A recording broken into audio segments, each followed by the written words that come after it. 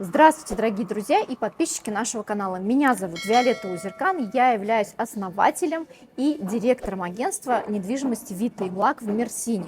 Сегодня мы будем разбирать с вами тему, как формируется стоимость квартиры в Мерсине. На снятие этого видео меня сподвиг вопрос нашей подписчицы, насколько я помню, зовут ее Наталья Казимирова, могу ошибаться, о том, что она спросила меня, как государство формирует цену, кадастровую стоимость квартиры. Во время эфира не всегда можно, вот читая сообщение, не всегда можно уловить суть вопроса, и я, в принципе, дала ответ, но он был очень краткий, и сегодня я хочу более подробно об этом поговорить. Итак, друзья, в Турции существует, я насчитала 3 стоимости квартиры. Есть рыночная стоимость квартиры, то есть ту стоимость квартиры, за которую вы квартиру покупаете. Эту стоимость обычно формирует либо застройщик. Застройщик формирует эту цену, основываясь на том, какие затраты у него выходят при строительстве этой квартиры, какие затраты он несет. То есть это стоимость стройматериалов, стоимость участка, это зарплата рабочим и так далее. И из всего этого формируется цена квартиры. Цена вторичного жилья формируется хозяином квартиры, конечно же, с помощью риэлтора. Если хозяин не всегда владеет информацией по средней рыночной цене, он обращается в агентство помогает ему сформировать ту цену, по которой возможно продать эту квартиру. Это рыночная цена. Есть другая оценка, и это кадастровая оценка, то есть это та сумма, которую видит государство, та сумма, которая прописывается в свидетельстве о собственности, в ТАПУ, на основании чего и как формируется эта цена. У нас в Мерсине цена формируется в муниципалитете, то есть хозяин квартиры или застройщик, прежде чем прописать цену в ТАПУ, должен взять справку о справедливой цене. Называется этот документ Раич Бидели. На основании чего, каким образом они формируют и выводят именно эту цену на стоимость квартир. Мы знаем, что кадастровая стоимость квартир в Мерсине заниженная, но так как эту цену прописывает государство, то есть получив эту справку, она идет в кадастровое управление, там прописывают эту цену, значит государство позволяет это делать, это законно все происходит, да? Они формируют цену на основании средней цены на квартиры вот в данном районе, либо в данном сите. Там, например, есть какое-то сите, называется оно, не знаю, Денис Ситеси, да? Вот есть Денис Ситеси.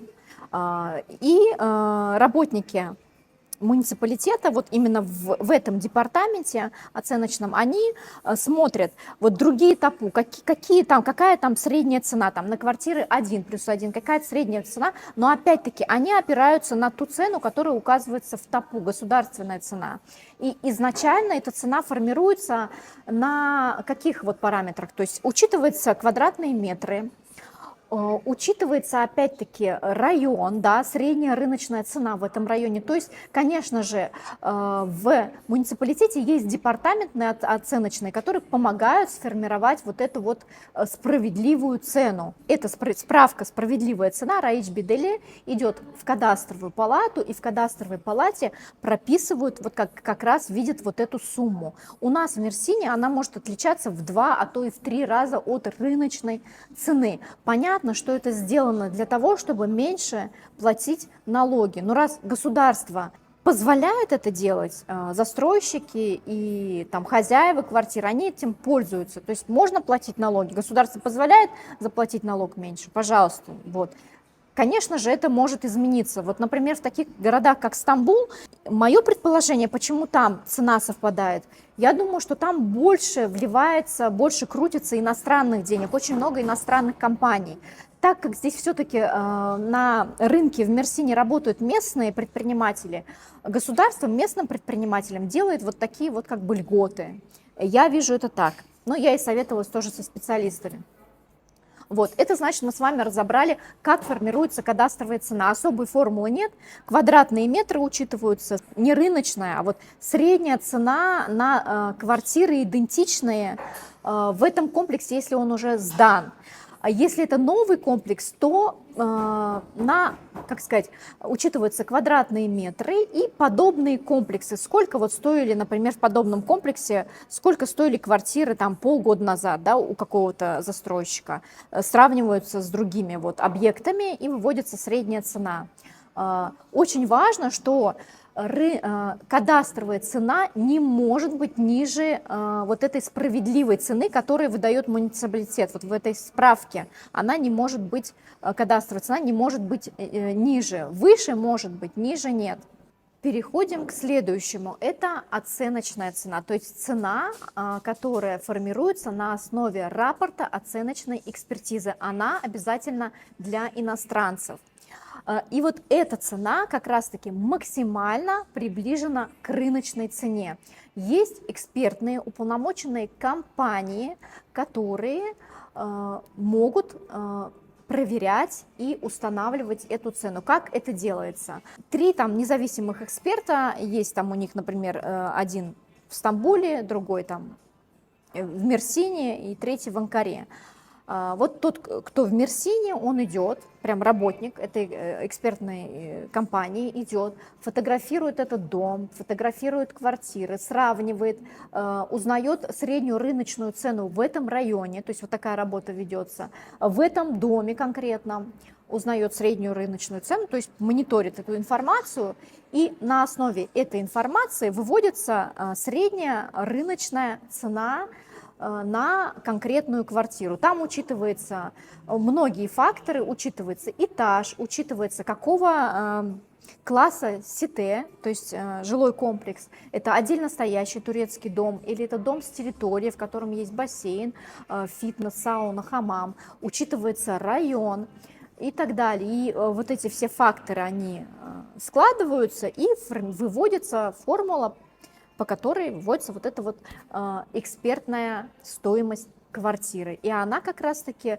я считаю, что вот именно справедливой ценой нужно назвать вот эту экспертную стоимость, потому что то, что выдает нам муниципалитет, это не совсем справедливая цена, потому что она с позволения государства в регионах гораздо меньше, чем на самом деле. В принципе, я рассказала вам обо всем, давайте обобщим, то есть есть 3 цены. Первая цена, по которой платятся налоги, то есть НДФЛ, да, платятся именно по кадастровой стоимости, которая прописана в ТАПУ, если вы продаете эту квартиру. Затем кадастровый налог при покупке недвижимости оплачивается именно с той цены, которая указана в ТАПУ. Да, это у нас кадастровая стоимость квартиры.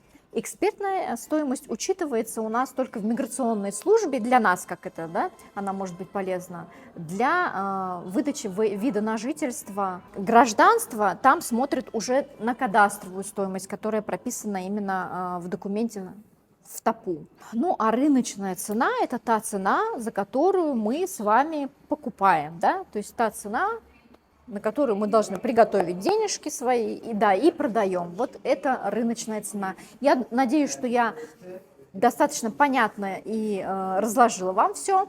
Если есть какие-то вопросы у вас, если они еще остались, пожалуйста, пишите, обязательно пишите в комментариях, я с удовольствием дополню. Либо, может быть, у вас есть какие-то другие вопросы, также пишите в комментариях, и в следующем видео я раскрою именно вашу какую-то проблему, ваш вопрос. Да, конечно, друзья, всегда приветствуется поддержать нас лайком, нажимайте на колокольчик, чтобы не пропустить следующее полезное, классное видео от нашей команды. Ну и, конечно, пишите комментарии. YouTube это очень любит, он продвигает наши видео. Для вас это, в принципе, составит, я думаю, немного времени займет у вас, а для нас это очень большая польза для нашего канала. Всех вас люблю, целую, с любовью из Мерсина и шанслар.